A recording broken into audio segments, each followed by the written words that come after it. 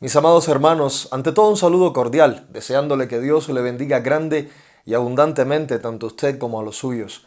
Para mí es un inmenso placer tomar este tiempo para hacer estos pequeños tutoriales, esperando que les sea muy útil de manera práctica y rápida en el desarrollo de la actividad del canto, ya sea llevándolo a cabo como solista o haciéndolo de manera coral. Mire, la realidad es que cantar lo hacemos constantemente estamos cantando. Dios nos ha dado esa maravillosa capacidad, es un regalo que el Señor nos ha dado de llevar con nosotros nuestra música, tanto en la mente como en el corazón. Y eso llevarlo también manifestándolo de manera externa en nuestra adoración y alabanza a nuestro Dios. Sin embargo, hay una realidad. La voz es considerada también un instrumento musical. Los especialistas la consideran un instrumento musical, lo cual también ha de ser disciplinado. En otras palabras, podemos haber recibido de Dios un inmenso talento musical, podemos haber recibido una voz excelente, pero esa voz necesita ser trabajada, necesita ser disciplinada. Por eso, en este proceso es importante no solamente tener el regalo del cual Dios nos provee, en este caso la voz, pero también necesitamos aprender a trabajarla, aprender a dominarla, y es la forma que tenemos obviamente de disciplinar nuestra voz. Entonces, en este caso, estos pequeños tutoriales básicamente se basan en proveerle de la información necesaria, mínima e indispensable, para tener algunos aspectos en cuenta que debemos conocer a la hora de realizar la actividad del canto e irlo trabajando progresiva y paulatinamente para que obviamente se vaya desarrollando en nosotros mejor la capacidad de cantar y utilizarla como un instrumento de adoración efectiva ante Dios. Como le decía, pues la voz humana es un instrumento musical, lo que significa que debe empastar o debe entrar dentro de los contextos en los cuales está adorando a Dios. Por ejemplo, si está tocando un piano, si está tocando una batería, un bajo en este caso, pues también nuestra voz debe entrar de manera armónica dentro y melódica dentro del conjunto musical. No como un ente externo a él, sino debe escucharse, debe sentirse como parte del contexto en el cual se está adorando. Entonces es importante saber que este regalo que Dios me ha dado tiene características muy especiales en mi persona. ¿Por qué digo en mi persona? Porque va a ser diferencial en cada uno de nosotros. Significa de que en cuanto a rango, en cuanto a timbre, pues obviamente va a haber ciertas diferencias que nos va a separar a la hora de realizar esta actividad cuando nos unimos para adorar a Dios. Y obviamente buscando pues que se escuche bien, que sea algo preparado de manera en que todas las personas que están involucradas en el proceso, pues entonces lo hagamos para el Señor de una manera organizada y que, llamémoslo así, pues que se escuche bien, ¿no? Y estamos hablando específicamente de las voces. Si vamos a un piano, a las teclas de un piano, y nos paramos frente a él, no dispongo de un piano para mostrarlo, pero si nos paramos delante de un piano y dividimos la sesión de teclas a la mitad, o sea, vamos al centro de la sesión de teclas, vamos a ver que aquí va a estar muy bien colocada y vamos a ver cómo se coloca esto, cómo se define tanto en hombres como en mujeres, ya que en el caso de los hombres los registros vocales se diferencian o se dividen en cuatro sesiones o bases fundamentales: bajo, barítono, tenor y contratenor. Y en el caso de las mujeres sería soprano, mezzosoprano y contralto. Repito, en el caso de los hombres es bajo, barítono, tenor y contratenor, las voces más agudas masculinas. Y en el caso de las mujeres, pues soprano, mezzosoprano y contralto. Cuando vamos al piano, tomando nuevamente el ejemplo, pues dividimos la sesión de teclas a la mitad y normalmente de esa sesión de teclas, considerando incluso las notas sostenidas, pues si sumamos de la sesión de la mitad del piano hacia la derecha, contamos aproximadamente entre 7 y 8 teclas del piano, repito, contando los sostenidos también. Ese viene siendo el rango que normalmente un hombre llega a alcanzar de manera regular. Y estas 7 u 8 teclas a partir de la mitad del piano hacia la derecha, hacia los agudos, pues entonces va a definir también la sesión del contratenor. ¿Por qué contratenor? El contratenor, nótese que aquí tenemos bajo para el hombre, barítono, tenor y llegamos al contratenor.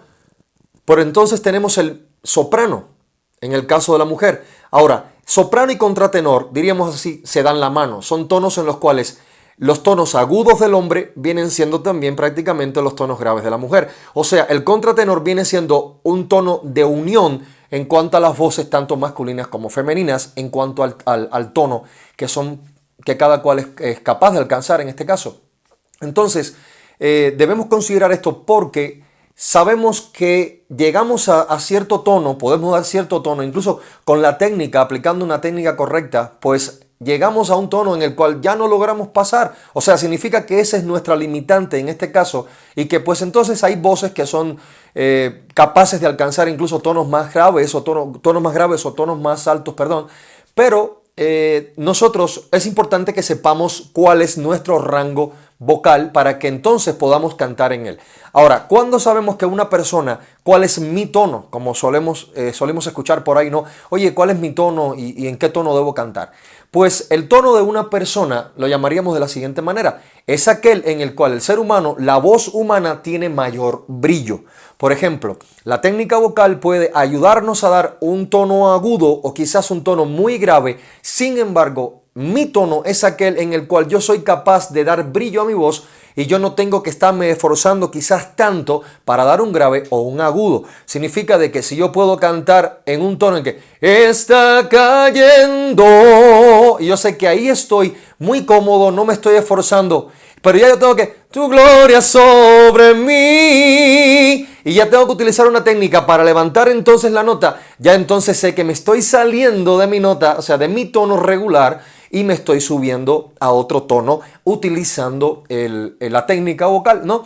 Entonces, en este caso es importante que sepamos cuál es nuestro registro, porque obviamente las mujeres van a ocupar un lugar y los hombres van a ocupar otro lugar. Entonces, hasta este punto, una vez más, los hombres, nuestro calificativo vocal o nuestras clases vocales se definen en bajo, barítono, tenor y contratenor, y en el caso de las mujeres, pues soprano, mezzosoprano y contralto.